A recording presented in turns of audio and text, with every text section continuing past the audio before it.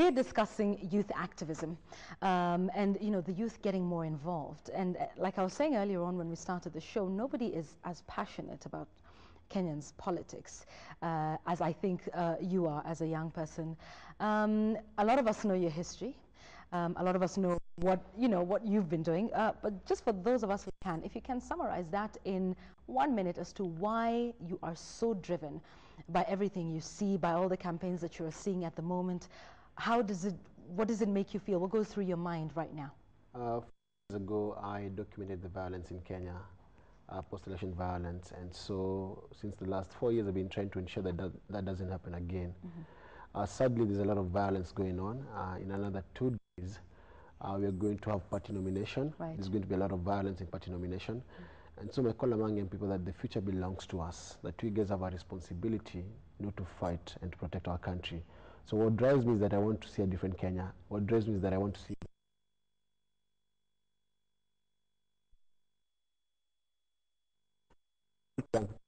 do this, not only for ourselves, but for our kids and our grandkids, because most of us are still young.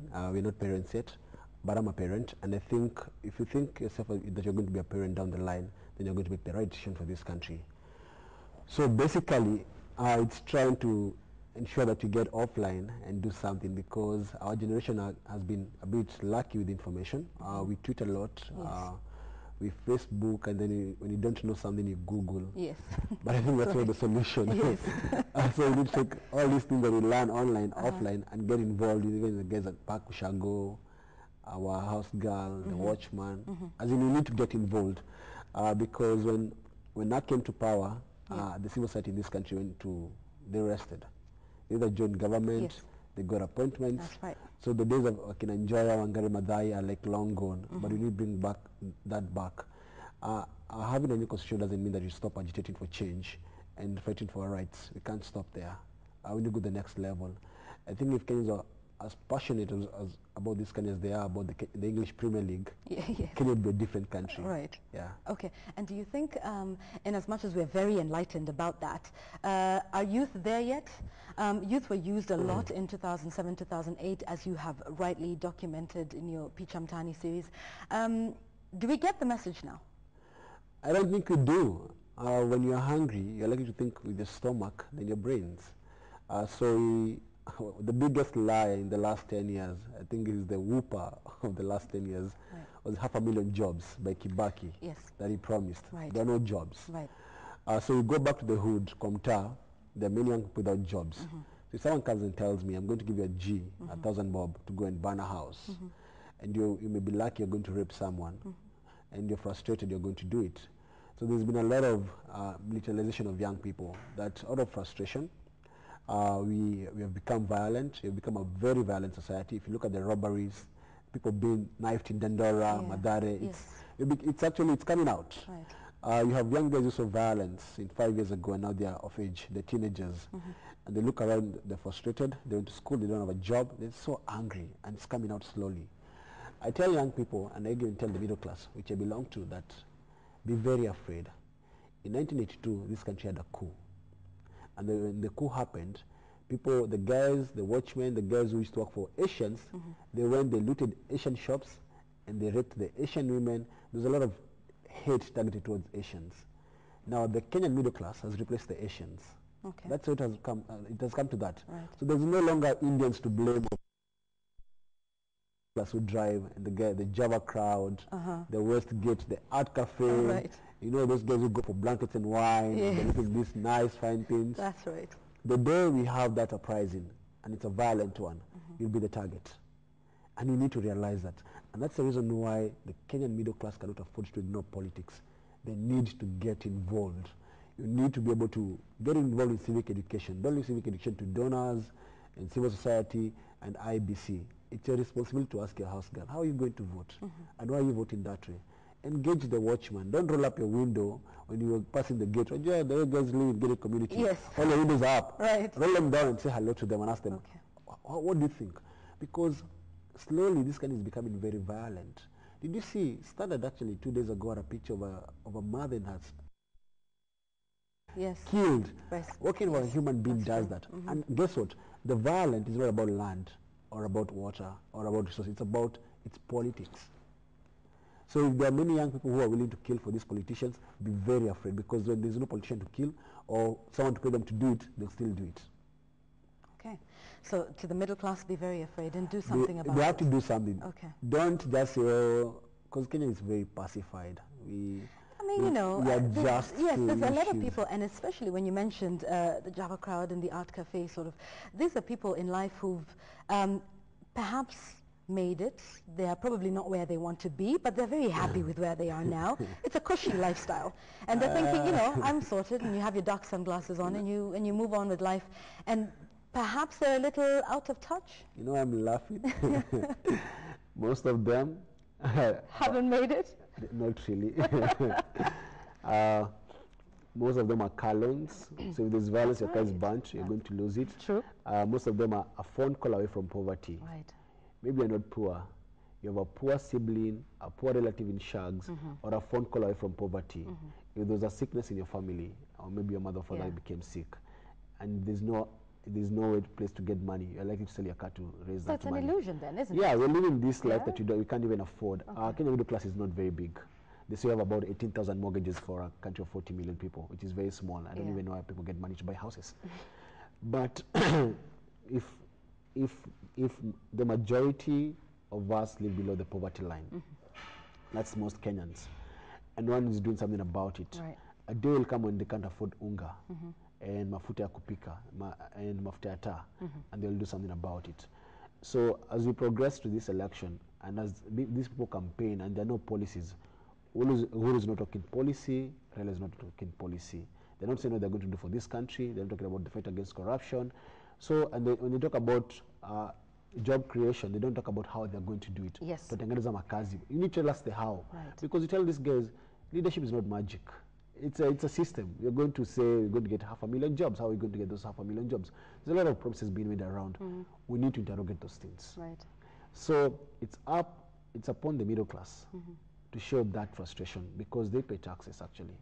So when members of parliament say to award themselves 9.3 million and a state funeral, they should be saying no. And how do you say no? You organize. If it's going to the streets, if it's going to the courts, but you need your voice to be heard. The reason why members of parliament have the audacity to pass that motion, they know to do what? Yes. Mtapiga kelele Twitter, Facebook, siku moja mbili, and do then we nothing move about on. it. Yeah. As in this Oganjo story, will be here for like, oh, he was a fake cop, we talk about it, Bonoko cop, then we move on. And that's Kenya. It has been like that for the last 49 years. We complain, then we move on. The government formed a TGRC through the Justice Commission. Right. The report is not out. We are paid commissioners. The report will come out after the election. You know what that means? So that the guys who are named in the report can vie and become powerful and then trash the report. And that's Kenya that we live in. So when there's the Baragoi massacre, the massacre happened. 42 cops died in one day. Yes. One day. They have been forgotten. The only thing they got was a cheap coffin. And then we moved on. We complained. Tana killings are going on. Since August, the Kenya Red Cross says that about 20 people have been killed since last year, August. What did we do? Akuna. 2 days ago, there was a picture, even in the Star, about the killing. People complained, oh, it's in bad taste. Yes. I couldn't take my breakfast. Then we moved on. And that's the Kenya we live in. We complain, we move on. We have thugs in government. We have drug dealers in government. Now, my son, who is 1 year old, I have a 1-year-old son. If this motion is actually, they're redrafting it. It's now in Parliament, with the Attorney General. today. Yes. These guys are saying that 20 or 30 years from now, one of those MPs who is a drug kingpin, or a drug lord, gets killed in a shady deal, he's going to get a state funeral. And guess what? My son will pay for that, or my daughter, because some of these guys are, bad people live old. Like Mo is still alive. So, which means that this guy, like Sonko, may die when he's 50 or 60 or 70 years, then my daughter will be paying taxes. So her taxes will be used to give this guy state funeral. For what? He doesn't even know who that guy is. And that's the reason why you should say no to these things. Okay. So, we complain, we say it's in bad taste, we say, oh my goodness, how horrible. Oh my God. Oh my God. How terrible, and we move on. Yes. What should we do about it? Fine, we get to the point where our senses have been, shaken alive, and we're saying something is very wrong here. What then do we do as Kenyans? What should we do? We need 5 ways of civil disobedience, of breaking unjust laws, of saying that we are frustrated. like I said, you can go to court. Judiciary has reformed very well. So you have Willie Mutunga, very progressive mind. I hope we had more people like him in government. You can go to the streets and show in numbers. Let me tell you, if you go to, like tomorrow, you have a protest, and I hope many Kenyans are going to show up. But if you had thousands, every time somebody does something silly, you have thousands showing up and saying you can't do that. And if you do that, you're going to get around Tahrir Square. You're going to stay here until you change that. They will listen. Okay. But you see, there are no numbers for our voices to be heard. You see, like there are 5, 10 people. The other thing that is a tragedy in this country, people want to be paid to go to the streets. People want to be donor funded to do a protest. People want to be donor funded to fight for their rights, or people want other people to do it for them. That's what people are. That's what we. Okay, but there are some people who may not, they want to do something about the country, but they're not necessarily thinking civil disobedience. Not everyone can be a Boniface Mwangi and dedicate his life and go out on the road and say, look, no, you know what, something is wrong with this.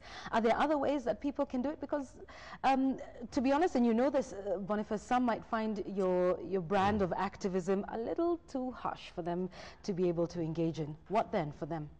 You need to find which way can you use. So you have to get, let's say, for example, there's a problem in your local area, and even if it's insecurity, you can mobilize, not to go to the streets, but mobilize to go and speak to the OCPD or whoever is in charge and say, we can't tolerate this. The only way for us to be able to fight for these things, we need numbers. We need numbers.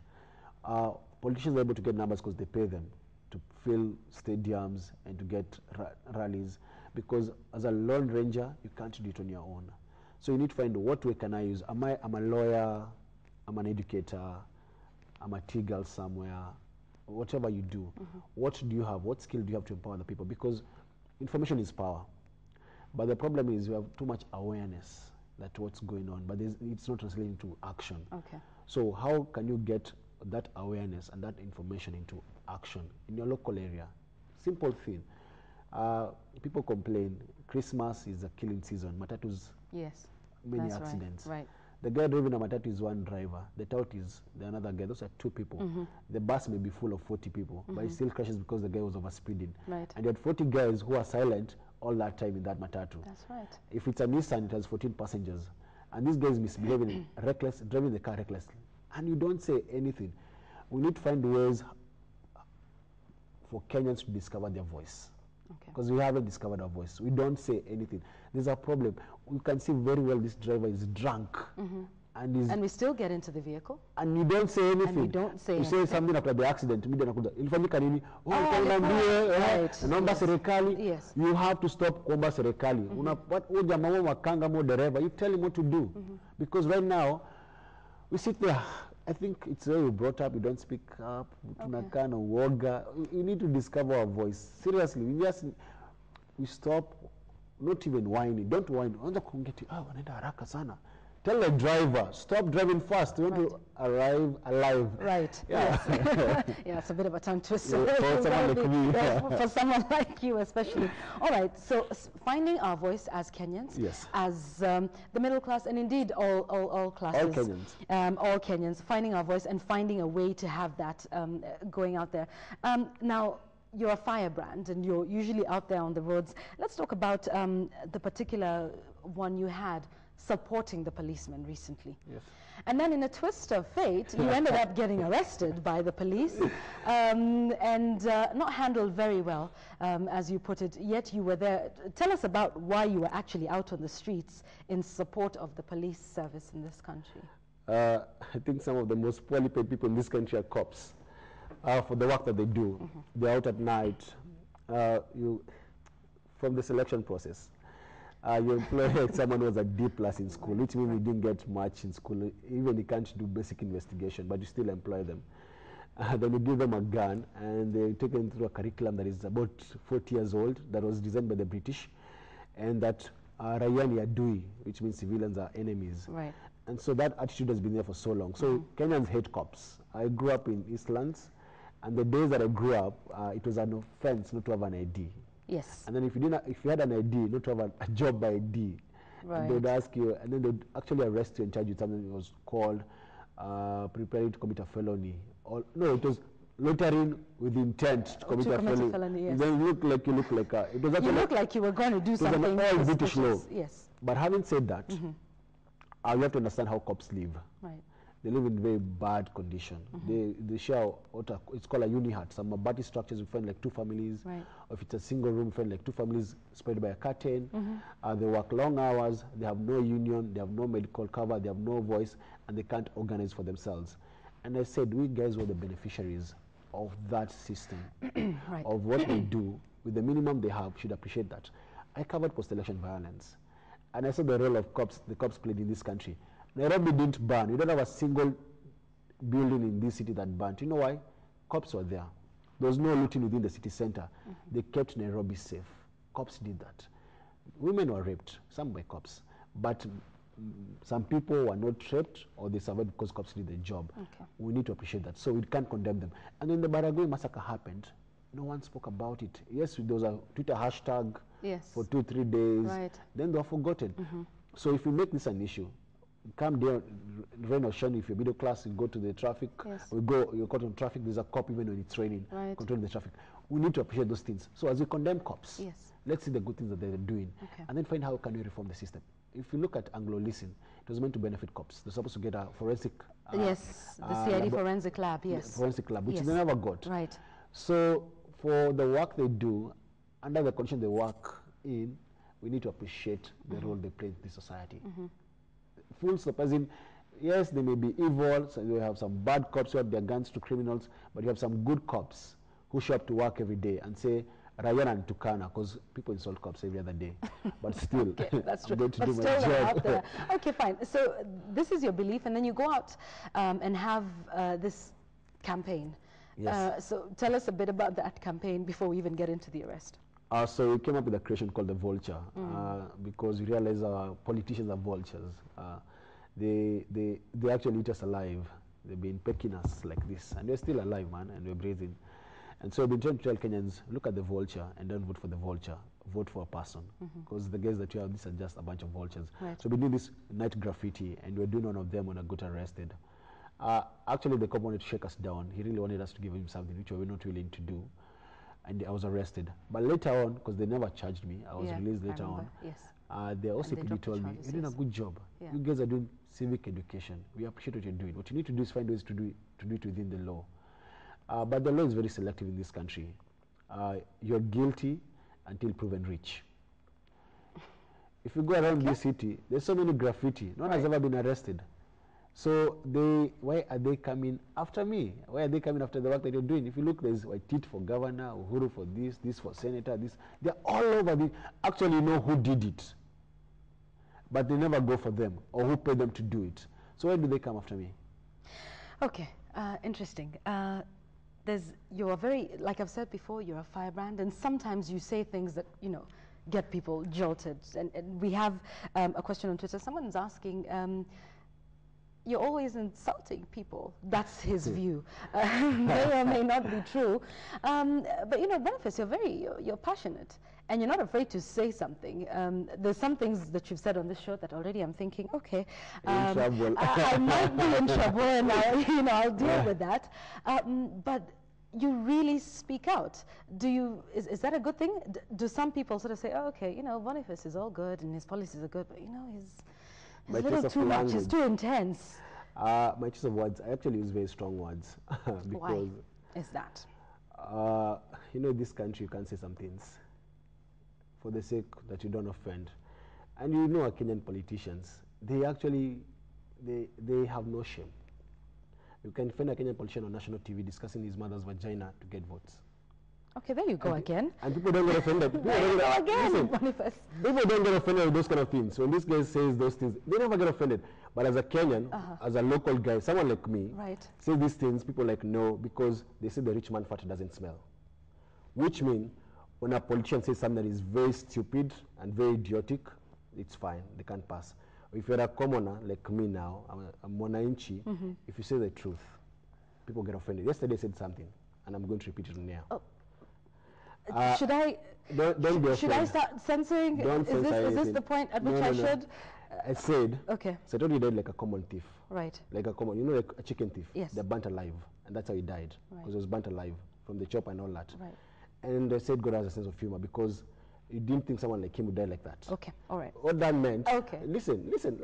All right, explain, please, because right now I'm sure there's people who are thinking, I was giving goodness. context to what happened to him and related to my everyday life, where we banned guys for stealing maize and all these kind of things. And people get offended. I'm like, why? The guy was a thief. He stole, but he was never convicted, because in this country we don't convict rich people. But people get offended. Why can't you live in a society where you speak your mind, and people don't judge you for speaking your mind? All right, I will stop you right there, because you're making allegations here that cannot be proven. Because of it, no. Well, yes, thank you. But I'll just give an example. An example. So we shall strike that from the record. Please assume that what Boniface has said today on the show, what he has just said, did not. Let's move on. Okay, let's move on now to completely. No, they can sue me. They won't sue you. Well, that's a matter for another day. I'll probably be sued for giving you this platform in the first place. Okay, but this is you speaking out your mind, and this is you saying you're not happy with the electorate. So tomorrow you're having another protest. Tell us about that. It's actually a state burial? They said they want a state burial, so that without taxes. So you're giving it to them? So you're going to do a mass burial rather. So you have a priest, you have a marching band, you have a sheikh, and you're going to do a whole service, shabang. They want you to give it to them. We don't have to do it many days. You have to die for you to be buried. I don't know how when they're planning to die, but it's symbolism. Okay. Actually, what you're trying to do, like when you want to get rid of an old chapter, like an old boyfriend, girlfriend, you burn the love letters and everything they ever wrote to you and saying, I'm moving on. We're doing that. They've been there for 5 years, the 10th parliament, they were a greedy bunch. We are moving on. And you're not insulting them, actually. When you call them vultures, actually it's an insult to the bird, not to the MP.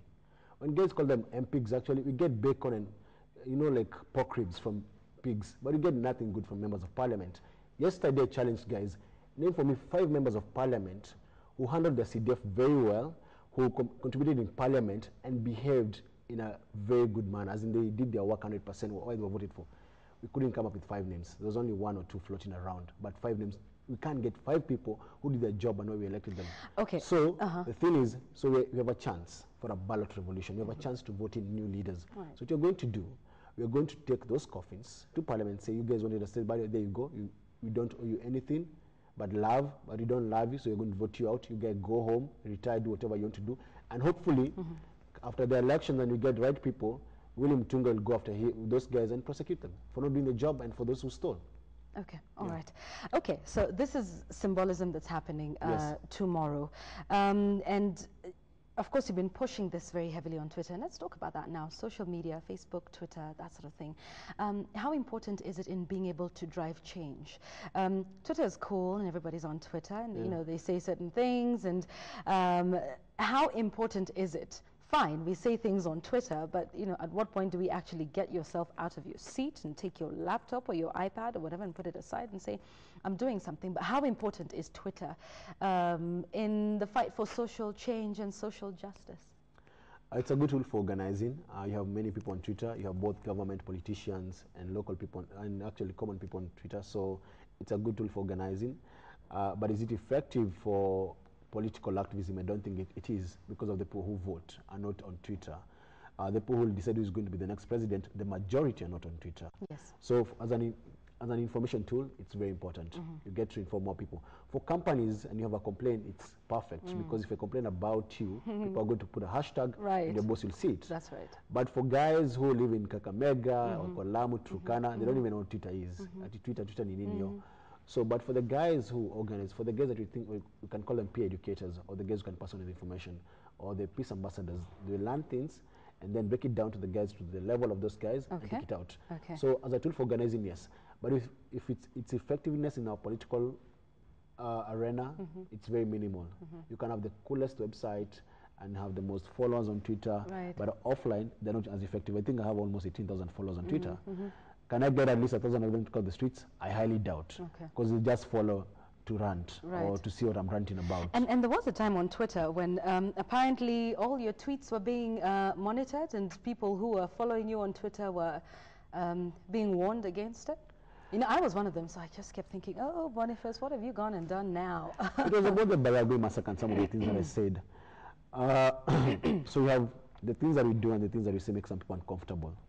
And truth is uncomfortable. If you come today and say, this guy's a thief, and people get uncomfortable, oh, you're calling him a thief. And the other thing you have to realize, you have NSS on Twitter, you have those politicians' kids on Twitter, you have all manner of people on Twitter who follow you and you never know. So you're being monitored. So am I afraid of what I say? I'm not, because I believe in those things that I say. Am I insulting them? I highly doubt. They've done worse to us. So I'm not actually insulting, I'm just putting things into perspective. Okay, but some instances, Boniface, many would say you have made certain allegations on this show, for example, that you cannot substantiate. Because it's Kenya. No. Have we jailed a single minister in this country? Have we ever jailed anyone? Okay. That being said, but money is stolen. But money is stolen every year in our government. We lose money every single day. Have we ever jailed anyone? No. Who do you go after? The cop takes 50 bob or the Kanjo guy? Right, but, Boniface. But going on national television and calling certain people because thieves. Are you afraid of them? We're not. You see, that's the other thing. Fear has kept this country captive. We are captive of these people. They know what? If you say that he's a thief, they're going to go to court and they rush there. We know who the drug barons are, don't we? Don't we? Please don't name them. I'm not going to say. I'm not going to name them. I'm not going to name them. Let's not go but there. we know who they are. Yeah. We know our kids are on drugs. But do you ever do anything about it? No, because they're powerful. They're powerful people. People don't want to die like the way people died back in Moi days. That's the reason why people don't want to speak up. We need to speak. Let me tell you, politicians are cowards. They'll never carry a machete. They never come with their sons to rallies or their daughters. Guess what? Tomorrow I'm going to with my son, my daughter, and my other. I have 2 sons and 1 daughter, and my wife to the streets because I believe in this thing. I'm daring a politician, either Raila Odinga or Uhuru Kenyatta. Tell Uhuru to come to the streets with his kids and his wife to show that he cares for this country. Their patriotism is not about this country; it's about themselves. So my point is, we shouldn't fight for these cowards because they're a bunch of cowards. The reason why they live and their families are secret, because they know what they have done in this country. They know that very well. The day you see your son or your daughter on TV, you're like, by the way, if I can't get to him, I'll get to your daughter or son. And that's Kenyan politics. We should stop being afraid of these people. They can do jack. What are they going to do? Even if they kill me, how many people are going to kill? We're 40 million. They can't kill all of us. Then you should fight them with our vote. Not violent. You send them home because they're going to become irrelevant. The guys packaging themselves as reformers. Biwott is coming back. He wants to become a senator. And he's popular. I'm asking myself, can't you interrogate their past before you vote for someone? Boniface Mwangi, I'm 29 years old. Where was I born? Where did I grow up? What car do I drive? What house do I live in? See my record and see how did I get my money and where I am today. We need to interrogate where people get their money. And that my point was that money has been stolen. No one has ever been convicted. So these guys are angels. Okay, all right. By the way, Kigan Ambei says, tell Boniface that people in Kakamega wanajua Twitter. So it's definitely everywhere. Picha Mtaani was what you launched after, you know, what you went through. Boniface, in talking to you, a lot of people may not understand the effect that the post-election violence and you covering that had on you and how it makes you the person that you are today. There's a lot of pictures, you know, that you show on Picha Mtaani, most of which, by the way, are difficult to see. And I do know because you did get to show me some of the pictures that you couldn't even put up on Picha Mtaani because it's horrible what we did to each other. But how did that, you know, shape you now? Some people say you're an angry person, Boniface. You're angry, you're bitter, you know. How did that affect you and why are you so angry? I'm angry because of what happened. As in, we let this thing happen and then the people who made it happen are becoming the saviors now. As in, that pisses me off so much. So I don't have hate in my heart. Forget about hate, but I'm an angry Kenyan. As in me, I have, yes, I'm trying to deal with my anger issues, but I'm angry at politicians. I can't stand them. As in, I look at these guys, I'm like, you guys we fought for you, we killed for you, and then even the guys who died for you, you forgot them. How many funerals did these guys go for those people who died fighting for them? None. As in, even if they want maybe 1 or 2. Do you know where the families are today? There was a girl who was 12 years old who dropped out of school. Now she's 70, she's a prostitute because she lost her parents. And a boy who couldn't continue the school. There's a generation that was scarred by the violence and you haven't addressed that. And so that makes me angry. And I get angry and I'm not afraid to speak my mind because why do you think you're special that we didn't die? Why are we special? Why do you think it won't happen again? If you look at Tana, those people who are dying, does anyone care about it? apart from hashtags. So that makes me very angry. As in, when I look at what happened 5 years ago, and I look at the way these guys are talking, and us against them, and this tribe, and polls, and all these things, there's a possibility there'll be violence. We have made our politics so lucrative, and so, with so much money, people being paid so much money, that people are willing to die to get into politics, or willing to kill to get elected. Why have you made politics so, it's supposed to be, it's servanthood, it's supposed to be about leadership. And so what makes me angry actually is looking at Kenyans and seeing a bunch of idiots. They get angry when I say that. We're just a bunch of idiots. We show up in their rallies and we are just used. We are just used. Why can't you have our own mind that you can say no? Why can't we? It just gets me mad. Let's just say I'm angry. I'm not, I don't have hate. All right. I'm not insulting them because I wake up every day to insult these guys. I just wake up every day, look at the papers and get upset. If you look at the papers for the last 3-4 months, back to back, it's this guy, that guy, this guy, that guy. Kenya has 40 million people. Can you read something else? But guess what? We inform what we watch. We want to watch politics, so the media will give us politics. Right. We want these guys to become heroes, so they become heroes. Yeah. Okay. So Picha Mtaani has been showing for the last 5 years. Yes.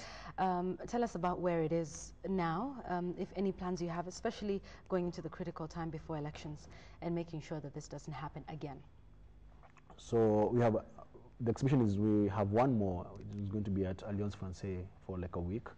But you have a documentary called Heal the Nation. Yes. It has no copyright. You can duplicate if you get a copy. Right. It's on YouTube, Heal the Nation, Kenya.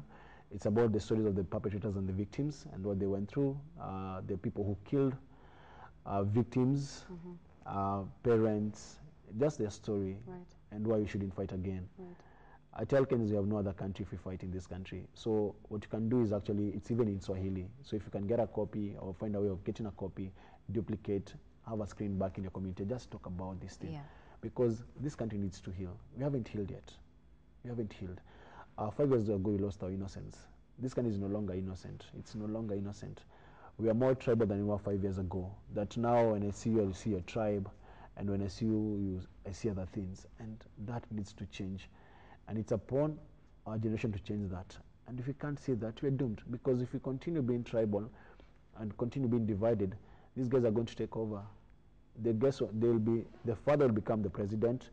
When the father dies, the son will become the president, the mistress will be the senator, the brother will become the governor. And you have seen it happen in this country, that who is who, or names that are just them.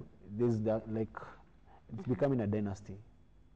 And or sycophants, the ones who are elected or given the nomination. But why can't we stop that? After all, we have the most powerful tool in the whole world, our vote. That small card, if used well, can cause a revolution. It did 10 years ago when we kicked out KANU. It can happen again in March. But do you have the leaders that we want? Okay. Your final words then. Tomorrow, yes. Show up. If you're in Kakamega, get your own coffin, know where to present it, tell them to go home. But if you're in Nairobi and you have the time, come. Come with the kids, actually. I'm coming with all my 3 kids, so I hope you guys are going to show up. Okay. This is our country, man. We have to defend it. We need to be patriotic by action. Talking about it is cheap. Talk is cheap. Let's not talk. Okay. If you believe in it, organize. And you don't have to do it my way. I may have some people may say, a very initial way of doing things. Get your own way that you're comfortable with, that is not confrontational. You don't have to use words that I use, but find your way to express and to stand up for the rights of other people, for your own rights. Speak up. Start with the small things. Matatu driver and gari haraka. Speak up. Those small things. Right. Then the bigger things will take place, because we need an attitude change, that we believe in ourselves and that we can change this country. And bottom line, vote wisely. Don't sell your vote. Right, absolutely. Boniface, thank you, as always. Thank you so much. For coming in. Heal the Nation has no copyrights. I think I still have my copy, so for anyone who wants it, I can always give it to them to bootleg as many copies as they want. And when is Picha Mtaani at Alliance? From 29th to 1st 29th January to 1st February. Okay, all right. Yeah. Thanks, Boniface, as always, for putting things in perspective and sometimes jolting us back to reality. Boniface Mwangi of Picha Mtaani fame, acclaimed photographer, youth activist, has been talking to us. No matter his firebrand and no matter some of the things he says that sometimes, you know, make us cringe a little bit, I think bottom line is this is your country. You need to do something. You need to fight for it. If you haven't watched Hail the Nation, I think I still do have my copy. You can get in touch with me on Twitter. I'll organize for a way to get you that one, and then you can distribute it as much as possible. I think we need to, as youth, make sure that what happened in 2007 does not happen again.